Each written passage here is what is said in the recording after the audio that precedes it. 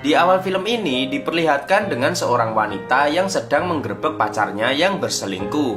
Sebelumnya, wanita ini memantau gerak-gerik pacarnya dari CCTV.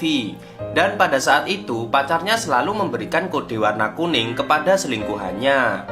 Mengetahui hal itu, wanita ini menjadi tidak menyukai warna kuning. Diketahui wanita itu bernama Yejin. Dia adalah seorang CEO asuransi. Dan wanita itu sudah berumur 35 tahun. Orangnya sangat tegas, disiplin, dan sangat perfeksionis. Karena itu, semua karyawannya memberikan julukan 4 pendekar. Semua karyawannya juga tahu bahwa bosnya kini tidak menyukai warna kuning dan mereka semua membuang barang-barang yang berwarna kuning. Di sisi lain, juga ada seorang pria yang bernama Xiaobo. Dia bekerja sebagai kurir dan juga berprofesi sebagai penerjun payung. Dia adalah seorang pria pekerja keras.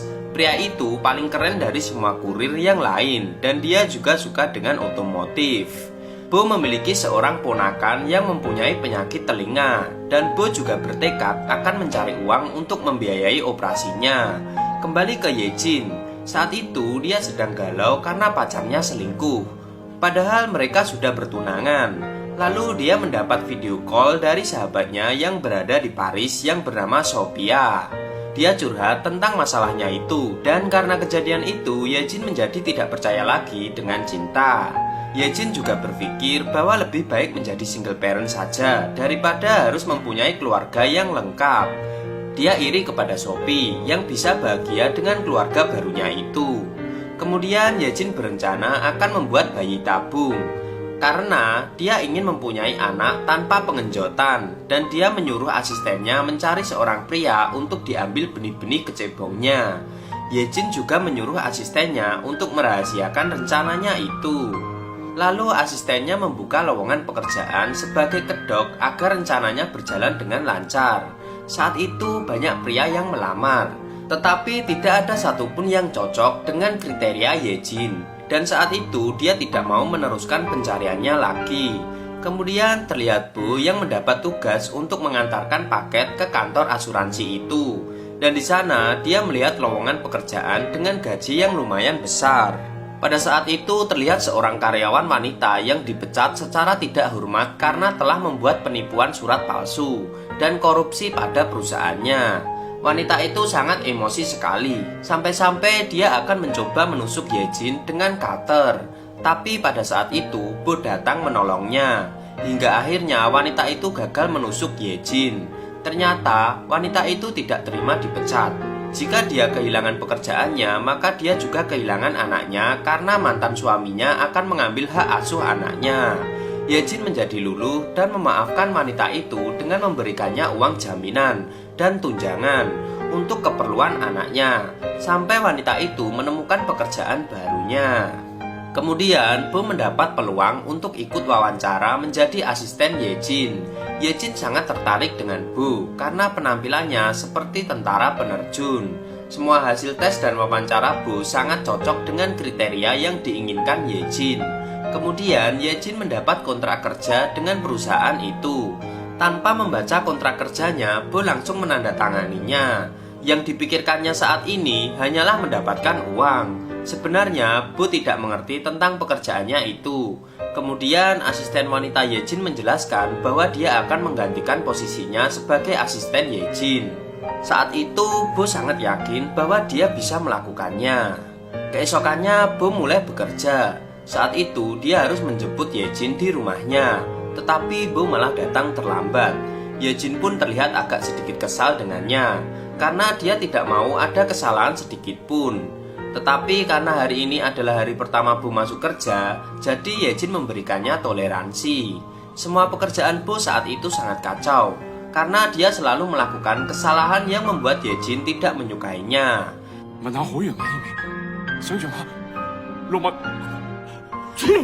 Di hari kedua bekerja, Bo kembali melakukan kesalahannya lagi. Saat itu Bo harus mengantarkan Yejin untuk menghadiri sebuah rapat penting. Tetapi di sini Bo malah terjebak kemacetan di jalan. Kemudian Bo berinisiatif untuk mencari jalan pintas. Yejin tidak yakin Bo bisa mengantarkannya dengan tepat waktu. Tapi lagi-lagi jalan yang dipilih Bo juga macet.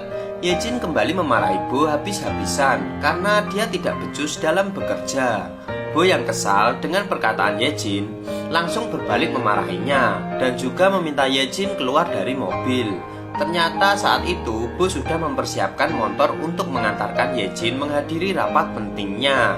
Karena waktu sudah mepet, mau tidak mau Yejin tetap diantar menggunakan motor itu. Sesampainya di kantor, Yejin dan Bo yang menggunakan motor itu langsung bertemu dengan kliennya. Saat itu kliennya sangat kaget dengan kedatangan Yejin. Karena biasanya Yejin selalu diantar dengan menggunakan mobil mewah, tetapi sekarang dia hanya diantar dengan menggunakan motor tua. Kliennya itu malah memujinya karena motor yang digunakannya sangat keren. Dan ternyata kliennya itu juga suka dengan motor-motor klasik. Karena hal itu, kliennya langsung meminta Yejin untuk menandatangani kontrak kerjasamanya. Dan Yejin pun tersenyum sambil memandang Bo yang ada di sana. Kemudian Bo dibawa ke rumah sakit untuk diambil benih-benih kecebongnya. Di sini dia tidak tahu maksud dari tujuannya itu. Dia mengira itu adalah tes kesehatan. Lalu dia disuruh colai sambil menonton video mantap-mantap. Lalu Yejin dan asisten wanitanya memanggil Bo ke ruangannya. Di sini Bo dijelaskan bahwa dia telah lulus tes dan sebenarnya Yejin tidak mencari asisten untuknya, melainkan mencari bapak untuk mau menanam benih kecebong agar Yejin bisa mempunyai anak nantinya dengan proses bayi tabungnya. Karena dia tidak mau bergenjotan dengan pria manapun. Bo bingung dengan pernyataan itu dan dia juga menganggap bahwa Yejin dan asisten wanitanya itu lesbiola, tetapi dugaannya itu salah. Bo juga menganggap Yejin tidak waras. Saat Bo akan pergi, Yejin memintanya kembali untuk menjadi asisten pribadinya dan akan membayarnya 900.000 yuan. Dengan bayaran yang besar itu, Bo mau menurutinya. Kemudian Bo kembali mendapatkan arahan dari asisten Yejin agar kualitas hasil benih kecebongnya nanti menjadi bagus. Dan asisten itu juga meminta Bo untuk mengisi data pribadinya. Lalu terlihat Bo yang sedang dimarahi oleh mantan pacarnya karena data pribadi yang kemarin Bo isi itu berkaitan dengannya. Mantan pacarnya itu tidak terima karena disangkut pautkan dengan pekerjaan Bo. Dan ternyata mereka sudah berpisah sejak 6 bulan yang lalu. Di sana asisten Yejin melihat pertengkaran Bo dan mantan kekasihnya itu. Malam harinya terlihat Bo yang sedang jalan di pinggir jalan. Dan dia telah melanggar kontrak kerja untuk menjaga asupan makan yang lebih sehat. Tiba-tiba saja Yejin datang dan duduk bersamanya. Yejin juga memesan pesanan yang sama saat itu. Bo menjadi canggung karena Yejin berada di situ dan melihatnya makan makanan yang tidak sehat. Lalu Yejin meminta maaf atas kejadiannya tadi siang, bahwa dia tidak bisa merahasiakan pekerjaan Bo kepada mantan kekasihnya itu. Dan dari sini Yejin juga tahu alasan Bo dan mantan kekasihnya itu berpisah. Bo juga berharap suatu saat nanti bisa memiliki keluarga yang utuh.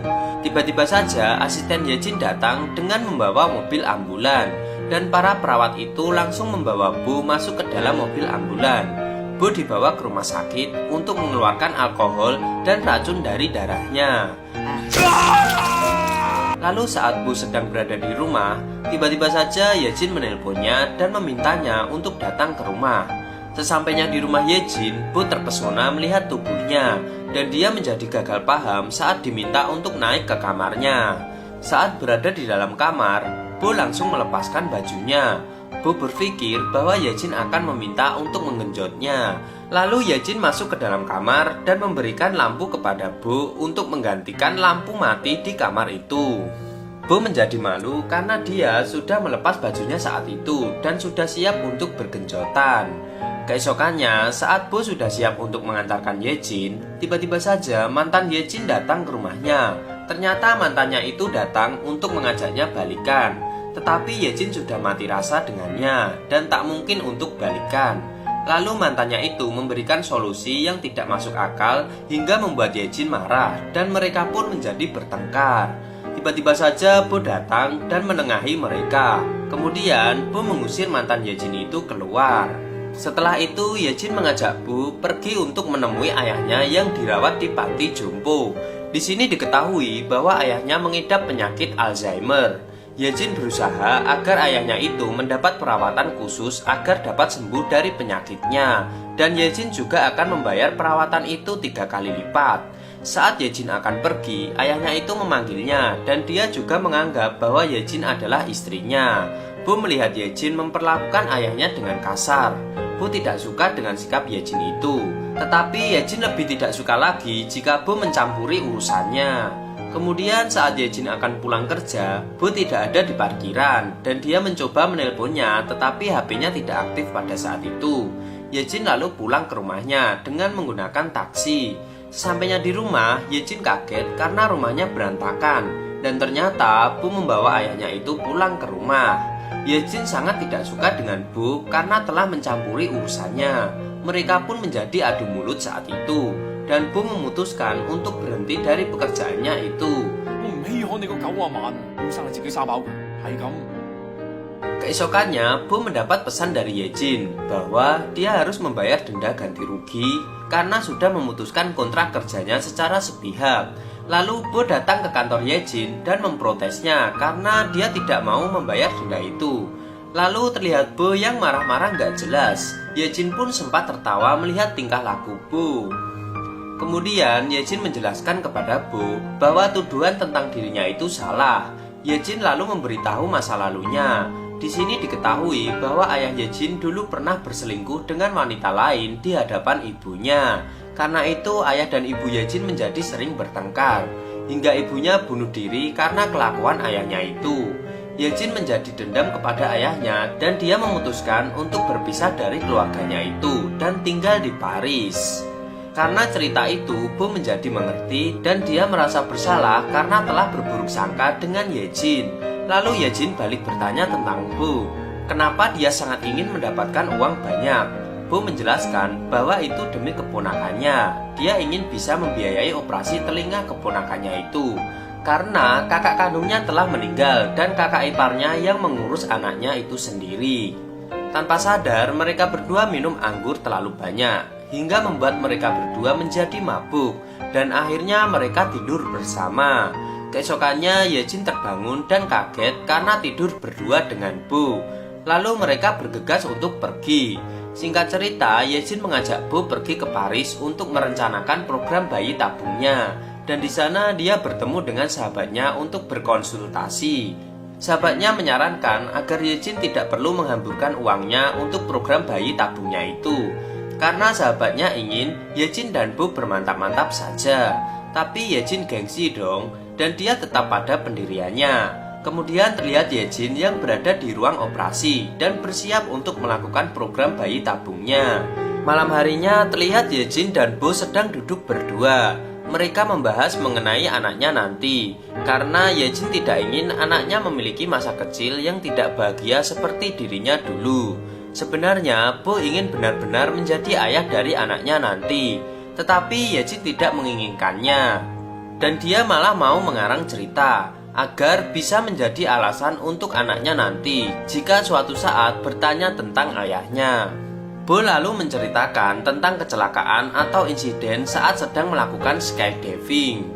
Saat itu ada seseorang yang sangat takut untuk terjun dari pesawat hingga orang itu tak sadarkan diri dan seseorang lain berusaha untuk menolongnya. Tetapi orang itu malah tertendang wajahnya hingga dia menjadi tak sadarkan diri dan terjatuh ke tanah tanpa parasut.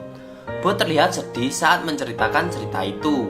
Lalu dia pergi meninggalkan Yejin. Kemudian terlihat Yejin dan Bu sedang menghadiri sebuah pesta.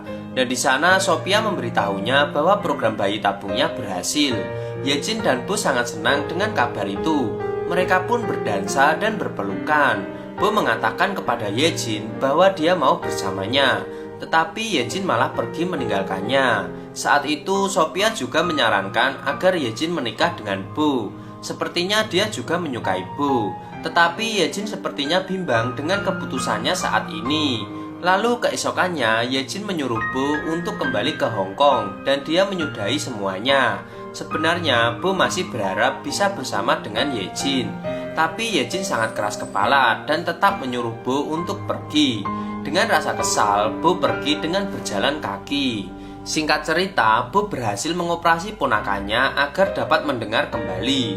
Kakak iparnya sangat senang saat itu. Tapi di sisi lain, Bo masih terus memikirkan Yejin. Sudah berbulan-bulan, Bo dan Yejin lost kontak. Kemudian Bo mempunyai ide untuk membuat hadiah yang nantinya akan dikirim ke Paris untuk Yejin dan anaknya nanti. Bo bekerja keras untuk membuat hadiah itu. Hingga akhirnya hadiah itu selesai dibuat dan dia kirim ke Paris. Saat di Paris, ternyata Yejin juga terbayang wajah Bo yang sedang mengirimkan paket untuknya. Tetapi itu hanya bayangannya saja dan kenyataannya itu adalah orang lain. Kemudian terlihat Sophia dan suaminya sedang kebingungan karena Yejin menghilang dari rumah. Lalu Sophia mendapat kabar tentang keberadaan Yejin.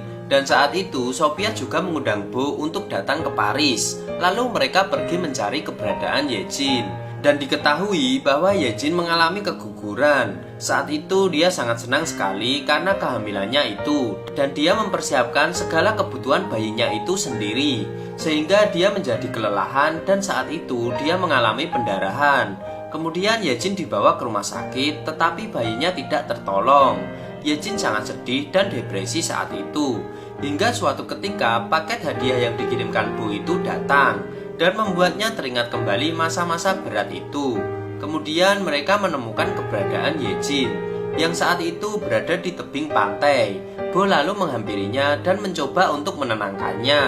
Yejin sangat depresi dan dia juga berniat untuk bunuh diri saat itu karena dia telah 2 kali ditinggal oleh orang yang paling dia sayangi.